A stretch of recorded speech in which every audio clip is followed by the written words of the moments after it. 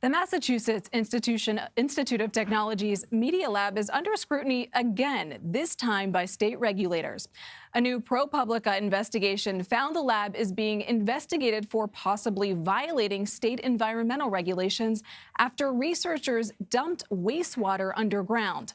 Documents reportedly revealed the wastewater had nitrogen levels more than 20 times higher than the legal limit. A former researcher on one of the lab's projects told Propublica he had warned the university of the situation. He was later scolded by the project's principal scientist, Caleb Harper. Media Lab has been under scrutiny since August after it was revealed the research center accepted donations from convicted sex offender Jeffrey Epstein. The news prompted the resignation of the Media Lab's director and triggered calls for the university's president to step down. For more on this, let's bring in Lisa Song. She's a reporter for Propublica and worked on this investigation. Lisa, the high levels of nitrogen found in the lab's wastewater stem from what you call food computers. What are they exactly, and how are they generating these results?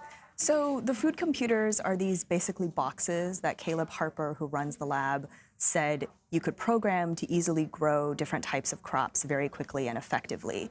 He's already been under fire. Other reports have found that the food computers were not working as well as they should, and the plants were basically grown in these vats full of water and fertilizer, which has a lot of nitrogen. And so whenever they needed to dump the water to do new experiments or for other reasons, that's when they had the high nitrogen water dumped underground. What are the dangers of these levels of nitrogen, particularly to local residents in the area? So we don't know yet that this particular dumping has affected local drinking water. What we know is that they were cleared to dump wastewater with a certain amount of nitrogen into this underground disposal well, but they were dumping nitrogen water at levels much higher than what they were allowed. So it would take a lot of additional testing to see if it's gotten into drinking water, but the fear is that if young children, infants, drink high nitrogen water, then it can actually cause problems with their blood and their oxygen, and that's the main fear. Is it possible it still may reach residents, or is it just unclear? I think it's very unclear because it takes a lot of science and testing to try to establish that. So that's not something we were able to do in our reporting, and it would just take more work to figure out if that is actually happening. You did an incredible investigation. What did you find most alarming? You know, one of the things I found most shocking was this email we got from the whistleblower, who's a former employee of the lab. It's the moment he found out this was happening, and he emailed his boss, Caleb Harper, and he also emailed MIT's Office of Health and Safety.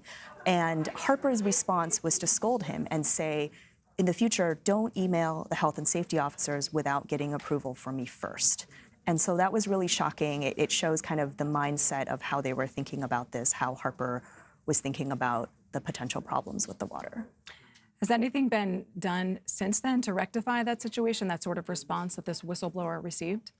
Well, we do know there have been some steps taken. The Massachusetts Department of Environmental Protection has opened an ongoing investigation into the situation, and I'm told there may be potential enforcement action taken. Also, the Institute itself has temporarily suspended operations at this lab until they can figure out a solution. You report that Harper also oversold the capabilities of these food computers. Was the university aware of that? Well, that's been reported by other news outlets like Business Insider and the Chronicle of Higher Education. They had gotten those quotes from other former people who worked in the lab. So it's unclear to me how much the university knew, and Harper has generally denied some of the allegations. But now, just recently, the New York Times has also reported the same thing about problems with the food computers. You had other sources as well who were confirming what I keep calling him a whistleblower, told you. They confirmed what he was saying. With so many people aware, why are these potential environmental violations only coming out now? You know, I think part of it is right now the Media Lab is under a lot of scrutiny for many reasons, and so there is additional interest in trying to figure out exactly what was happening there. The whistleblower gave the documents to us and WBUR at the same time, so our story was reported in collaboration with them. WBUR is the local radio station, and so I think both they and us and many others will continue to be interested in ongoing things at the Media Lab. When you look at all the scrutiny the Media Lab has been going through with donations from Jeffrey Epstein and now this, what might the future of MIT's renowned Media Lab look like? I think it will just depend on what other investigations happen. You know, the university has indicated that there's just a lot of interest from people on campus to look further. There's some kind of ongoing law firm investigation looking at the donations from Epstein. So we'll just have to wait and see. Great reporting. Thank Lisa you. Song, thank you very much.